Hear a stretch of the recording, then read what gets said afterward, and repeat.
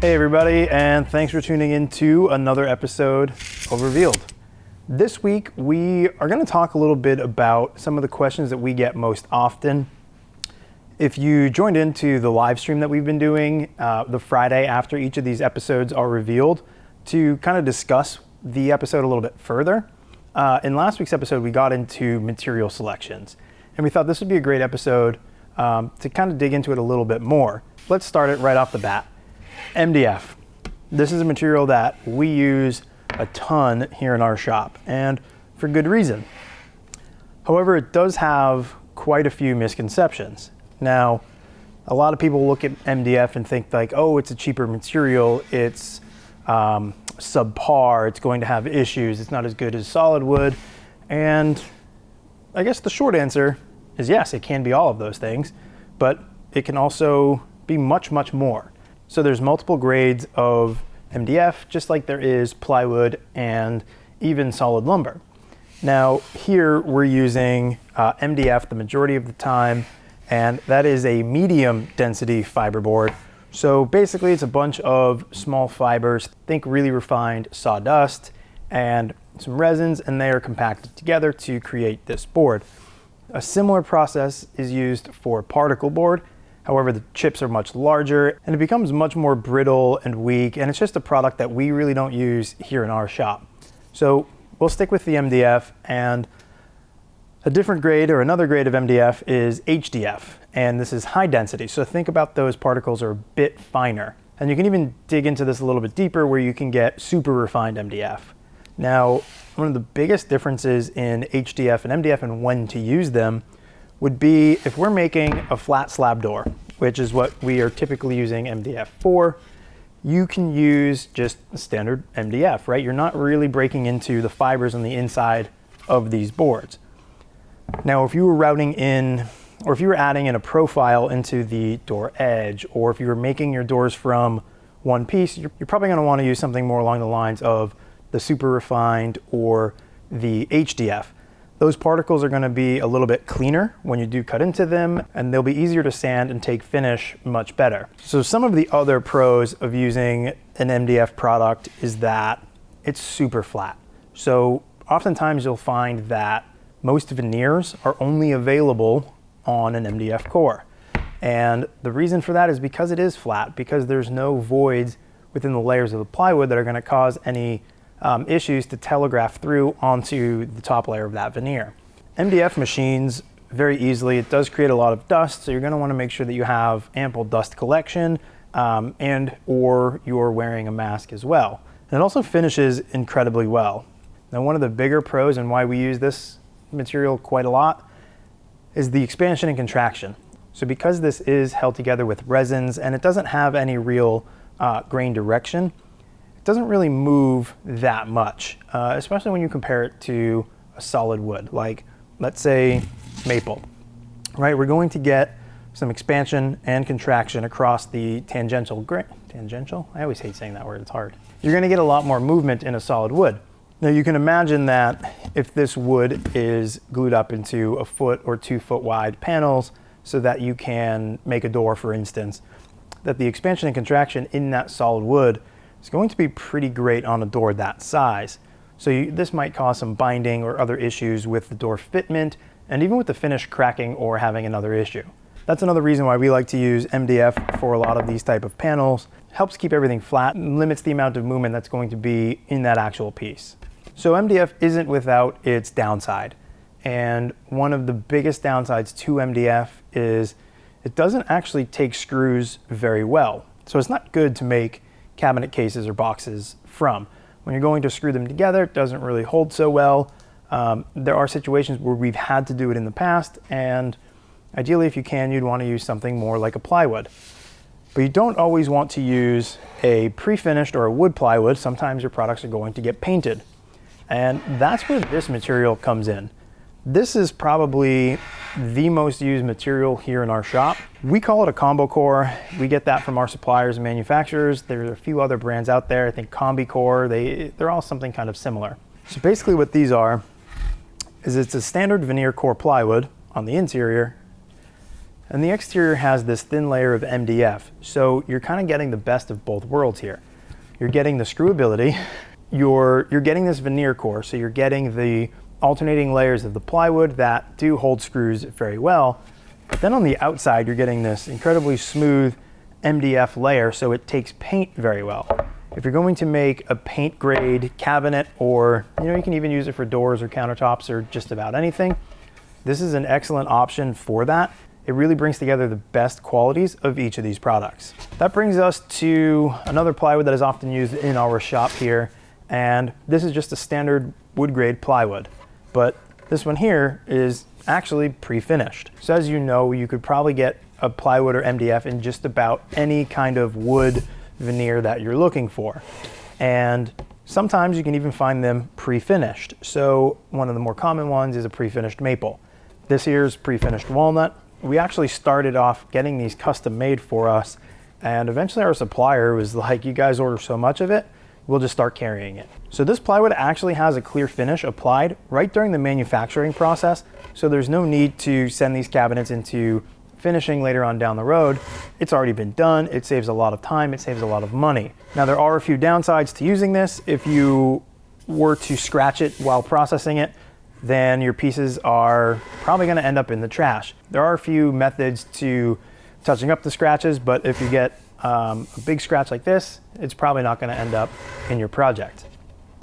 Now, with this being pre-finished, with it being a plywood, this is the ideal product for making your cabinet boxes. So your kitchen interiors or your bathroom vanity interiors, making them out of a pre-finished plywood is definitely the way to go.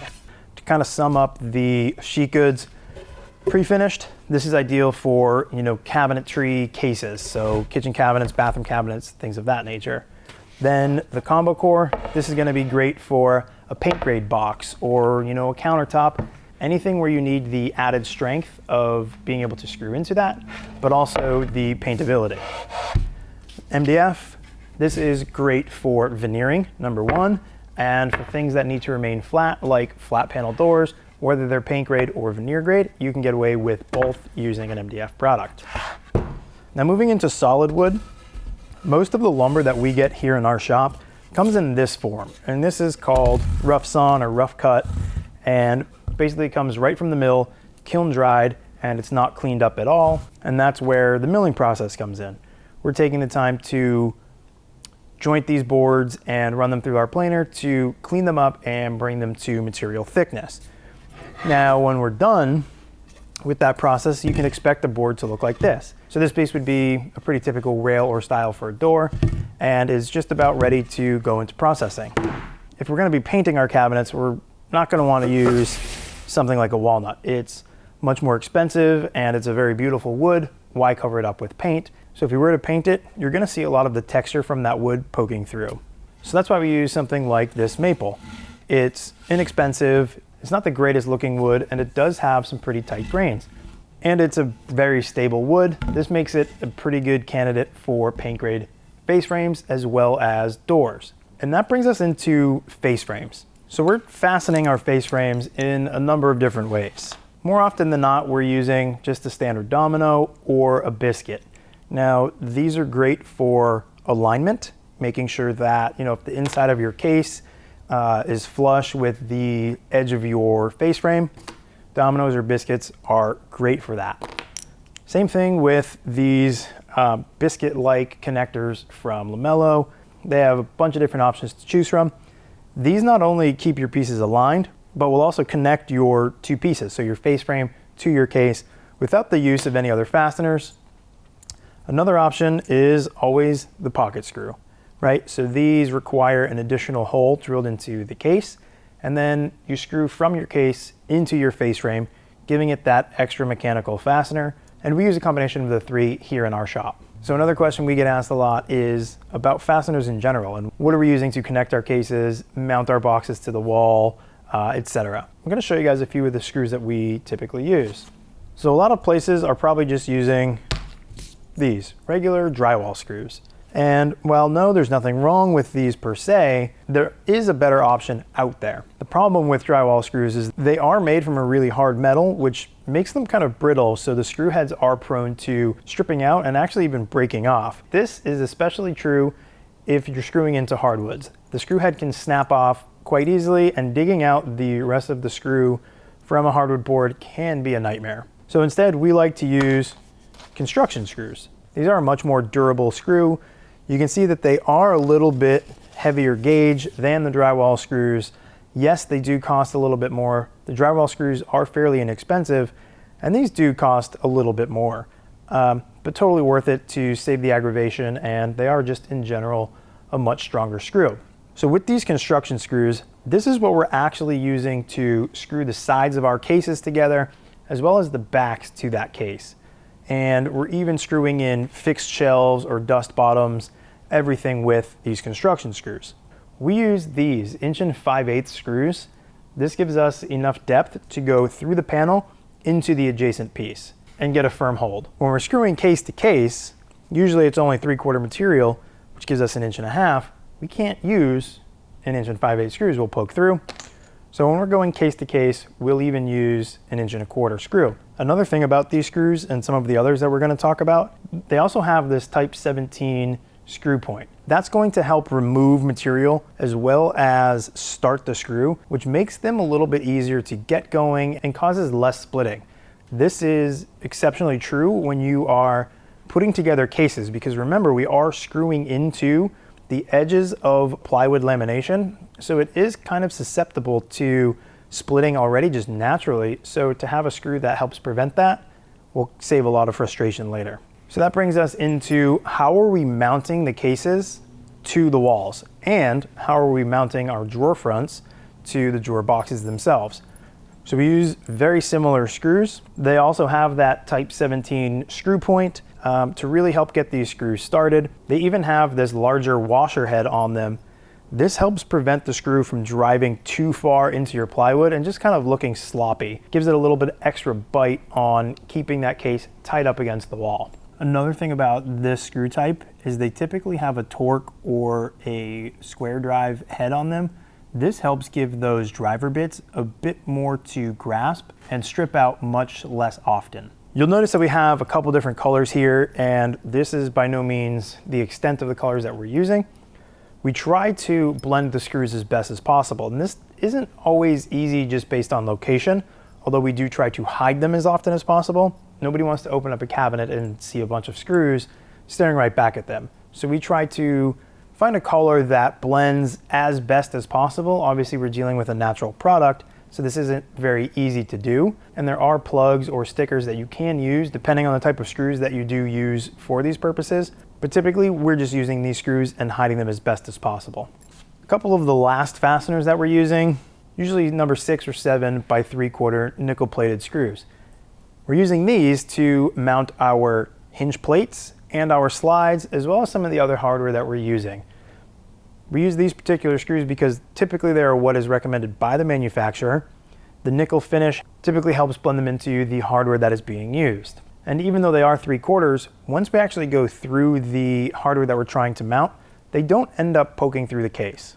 So I hope that helps clarify some of the fastener choices and why we're using them, as well as the material selections, both in sheet goods and solid lumber, and why we're using those and in what applications. And if you guys have any more questions, please drop them in the comments. We're gonna keep this Instagram live every Friday afternoon rolling. We've had a lot of great success. It helps give us this one-on-one connection and answer any additional questions that you guys might have, as well as talk about them a little bit more in depth. So please leave us some comments, subscribe, and we'll catch you guys next week. Thanks. You can definitely break a screw off in, I feel like I'm talking too fast, into, is that too loud when I slide it? I'm sorry, am I boring you? That sounded aggressive. To mount our doors, etc. I don't know. Mount our boxes. Delete that immediately. Johnny! Bobby! Bobby! Steven! I already said Bobby. Ryan! You didn't like that? I can't see it. Doug's yelling at me now. He makes me look bad, like I'm mean to him all the time in the bloopers, but he doesn't show you what he does behind the camera to me. So, grip. Are you ready, sir? No, I'm not.